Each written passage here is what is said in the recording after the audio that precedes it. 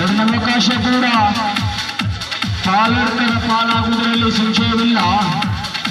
ಅತ್ಯಂತ ನಿಕಟಪೂರ್ವ ಪಂದ್ಯಕೂಟವಾಗಿದ್ರೂ ಕೂಡ ಹೋರಾಟವನ್ನು ಜಾಸ್ತಿ ಮಾಡಬಾರದು.